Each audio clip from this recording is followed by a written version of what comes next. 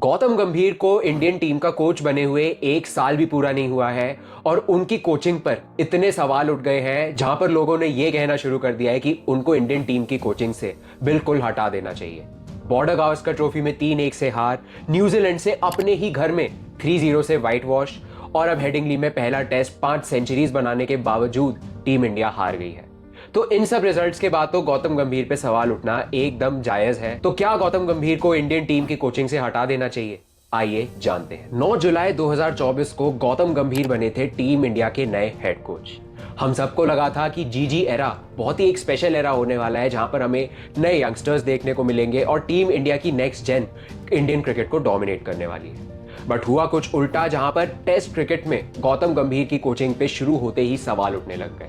अपने घर पे उन्होंने सिर्फ बांग्लादेश से सीरीज जीती और उसके अलावा न्यूजीलैंड से 3-0 हारना, बीजीटी में 3-1 से हार और अब इंग्लैंड टेस्ट में पहले टेस्ट में करारी शिकस्त के बाद गौतम गंभीर के टेस्ट करियर पे बहुत सारे सवाल उठ गए हैं। जितने भी दिग्गज खिलाड़ी थे जैसे कि रोहित शर्मा, विराट कोहली, रविचंद्रन अश्विन, सब इन्हीं के एरा में रिटायर हो गए हैं और हमें यह भी खबर सुनने को मिलती है कि गौतम गंभीर के अंडर शायद टीम का माहौल उतना अच्छा नहीं है।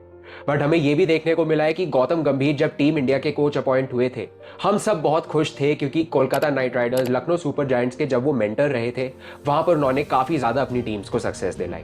वो एक आईपीएल के ट्रैक रिकॉर्ड के साथ आ रहे थे जहां पर वो काफी सक्सेसफुल रहे एज अ खिलाड़ी, as a captain and as a mentor भी। और हमें लग रहा था कि जो विजडम वो आईपीएल टीम्स में दे रहे हैं वो शायद अगर इंडियन टीम को भी दे तो शायद इंडियन टीम और ज्यादा डोमिनेंट बनेगी। इन सब उम्मीदों के साथ हम सबको लगा था कि गौतम गंभीर के अंडर हमें एक नया एरा मिलेगा जहां पे टीम इंडिया अपना डोमिनेंस जारी रखेगी।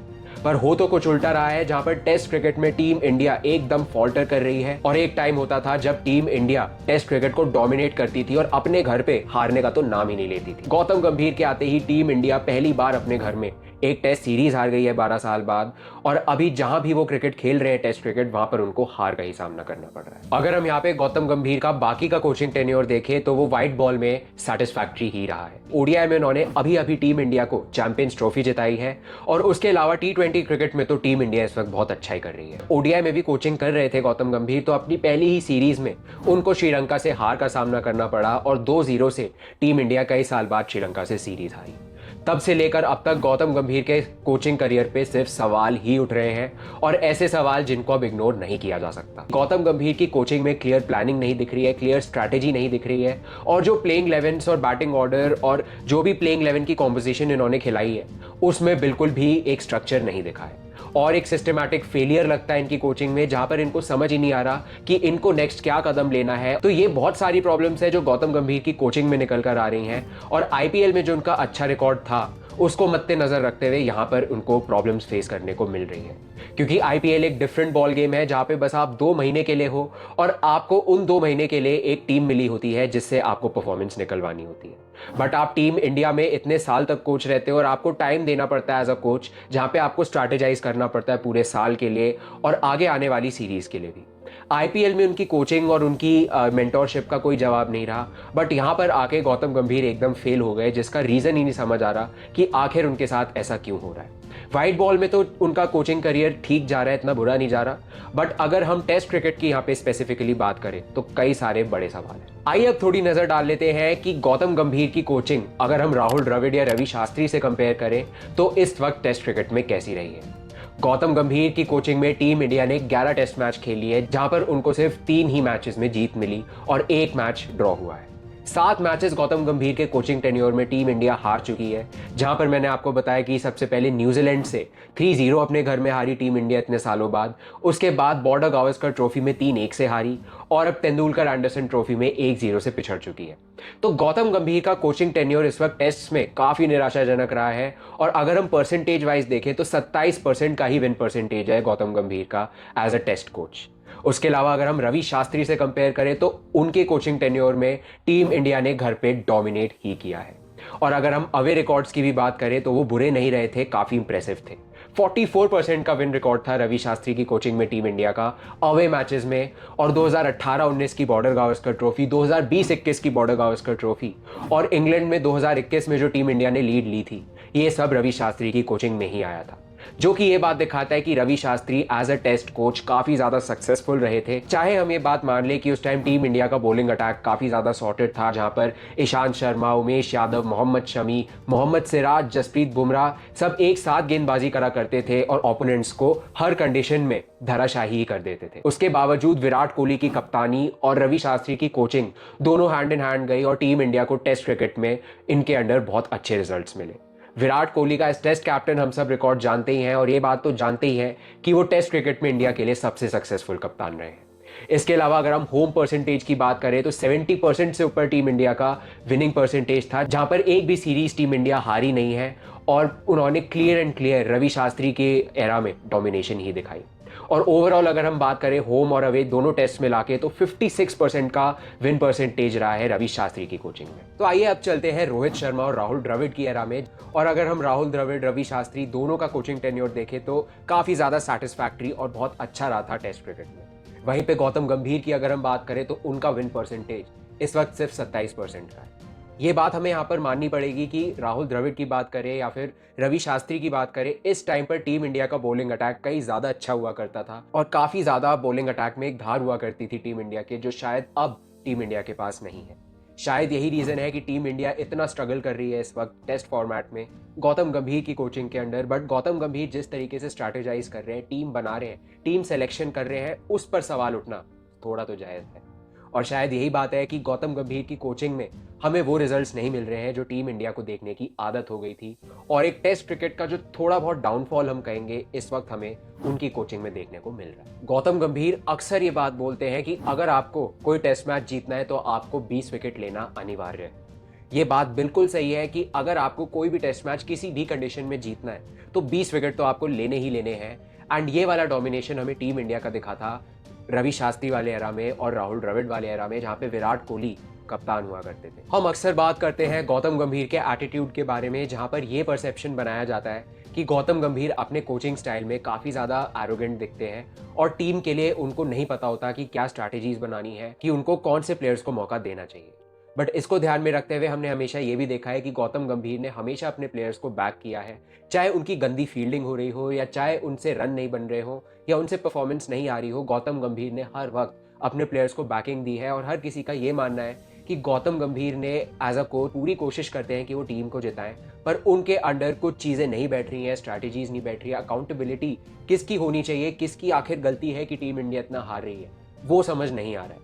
ये सारे रीजंस हैं जो गौतम गंभीर के कोचिंग टेन्योर को टेस्ट क्रिकेट में तो एक मेस बनाता है। और बॉर्डर गावस्कर ट्रॉफी तो इसका प्राइम एग्जांपल था कि कैसे उसमें दिग्गज खिलाड़ी जैसे कि रोहित शर्मा, विराट कोहली, रविचंद्रन अश्विन, तीनों का टाइम ऐसा लगा कि खत्म हो चुका है इस फॉर्मेट से, जहां पर रोहित शर्मा की कुछ 6 या 7 की एवरेज रही थी पूरे बीजीटी में और विराट कोहली की पहले टेस्ट में बस 100 आई थी। उसके अलावा उनका परफॉर्मेंस काफी ज्यादा निराशाजनक रहा था। उसके अलावा रविचंद्रन अश्विन 3 टेस्ट मैचेस में होते हैं और उसके बाद वो मिड वे सीरीज से रिटायर हो जाते हैं, जो कि ये संकेत देता है कि शायद टीम एनवायरनमेंट में सब कुछ सही नहीं है। और काफी ज्यादा नजरें जाती हैं रोहित शर्मा और गौतम गंभीर के ऊपर, क्योंकि दोनों एक कैप्टन और एक कोच, और अगर कोई एक इतना बड़ा दिग्गज खिलाड़ी बीच सीरीज में रिटायर होता है और वो बीच सीरीज में ही घर चला जाता है तो एक बहुत बड़ा यहाँ पे कंसर्निंग साइन निकल के आया कि शायद टीम एनवायरनमेंट में उस वक्त सब कुछ सही नहीं है। हमें यही देखने को मिला कि कितना ज्यादा ओवर डिपेंडेंस पूरी बीजीटी में जसप्रीत बुमराह के ऊपर रहा और शायद यही रीजन था कि 5वां टेस्ट आते आते जसप्रीत बुमराह इंजर्ड ही हो गए। तो बहुत ज्यादा ओवर डिपेंडेंस अभी इस एरा में हमें देखने को मिलती है कुछ ही प्लेयर्स पे, जो पहले नहीं हुआ करता था, और एक कल्चर जो सेट हो गया था, चाहे हम राहुल द्रविड़ या रवि शास्त्री की बात करें, उसका तो कोई जवाब ही नहीं था।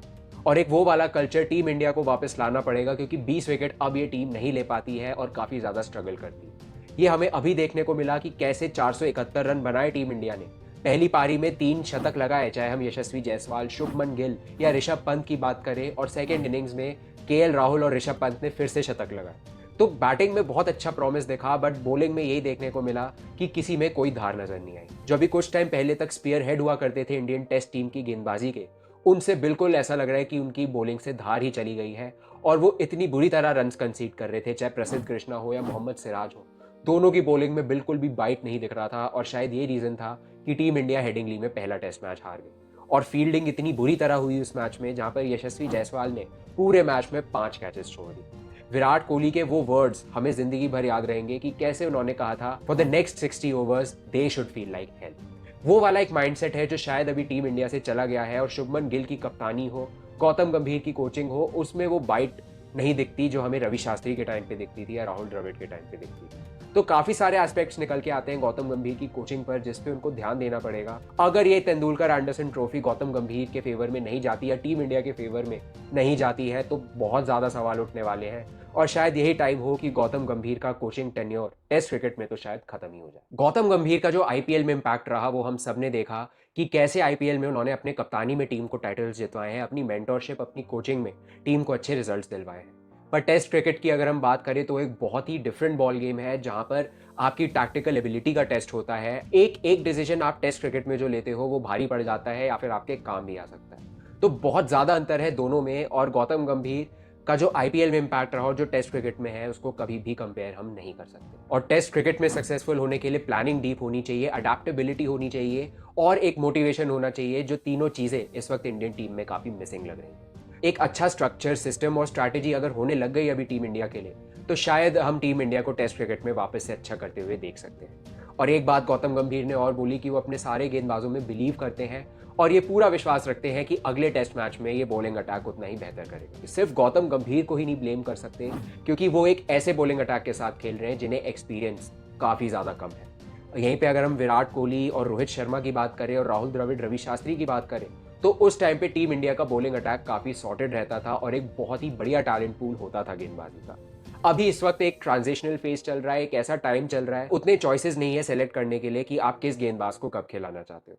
तो एक टफ टाइम तो है, बट हम यही सब आशा करते हैं कि गौतम गंभीर इससे जल्दी निकले और इंडियन टेस्ट टीम को वापस से एक डोमिनेंट टीम बनाए। राहुल द्रविड़ और रवि शास्त्री के टेन्योर में आपने एक और चीज नोटिस करी होगी कि कोचिंग स्टाफ में कोई अदला बदली नहीं होती थी। कोचिंग स्टाफ अभी पिछले कुछ टाइम में काफी ज्यादा बदल गया। अभिषेक नायर जो इंडियन टीम के शुरू में असिस्टेंट कोच बने थे, उनको चैंपियंस ट्रॉफी के बाद हटा दिया गया और अब एक नया असिस्टेंट कोच हमें देखने को मिलता है। एकदम से एक बैटिंग कोच नहीं था टीम इंडिया के पास, एंड मोमेंट पे सितांशु कोटक इस टीम के बैटिंग कोच बनते हैं। तो काफी ज्यादा हेवायर डिसीजंस अभी भी गौतम गंभीर की कोचिंग स्टाफ को लेकर हो रहे हैं, जहां पर पता नहीं है कि एग्जैक्ट स्टाफ क्या है और ये टाइम टू टाइम चेंज ही हो रहा है। और एक चीज हमने ये देखी थी कि सब कुछ यहाँ पे गौतम गंभीर की रिकमेंडेशन पे ही हो रहा है। चाहे हम स्टाफ की बात करें, जो भी कोचिंग स्टाफ इस वक्त टीम इंडिया का है वो गौतम गंभीर की रिकमेंडेशन पर ही। तो पूरा यहाँ पे मौका है गौतम गंभीर के पास कि अपने रिकमेंडेशन से वो टीम इंडिया का भला सोचे, और उनके रिकमेंडेशन ने अभी तक ऐसा डिलीवर नहीं किया है। चाहे हम मॉर्ने मॉर्केल की एज अ बॉलिंग कोच बात कर लें, जिनको वो अपने रिकमेंडेशन से लेके आए, अपनी चॉइस से लेकर आए, सब ने मिलकर कलेक्टिवली अभी तक डिलीवर नहीं किया। और शायद यही प्रॉब्लम है कि कोचिंग स्टाफ में भी अभी तक चीज़ें बदल रही हैं, जो शायद टीम इंडिया के स्ट्रक्चर और सिस्टम को थोड़ा बिगाड़ रही है। द्रविड़ और शास्त्री की कोचिंग में एक क्लियर विजन, एक क्लियर प्लान था, वो गंभीर की कोचिंग में बहुत ज़्यादा मिसिंग लगता है। और शायद यही रीज़न है कि गौतम गंभीर की कोचिंग में team India specially test format में स्ट्रगल कर रही है। तो चलिए आज के लिए बस इतना ही। अब आप हमें कमेंट्स में बताइए कि क्या गौतम गंभीर को as a test coach continue करना चाहिए, और अगर गलती से team India Tendulkar Anderson trophy हार जाती है तो गौतम गंभीर की कोचिंग टेन्योर का क्या होगा, आप हमें कमेंट्स में ज़रूर बताइए। और अगर आपको ये वीडियो पसंद आई हो तो please like, comment, share and subscribe to my channel and keep watching the cricket show with Sid.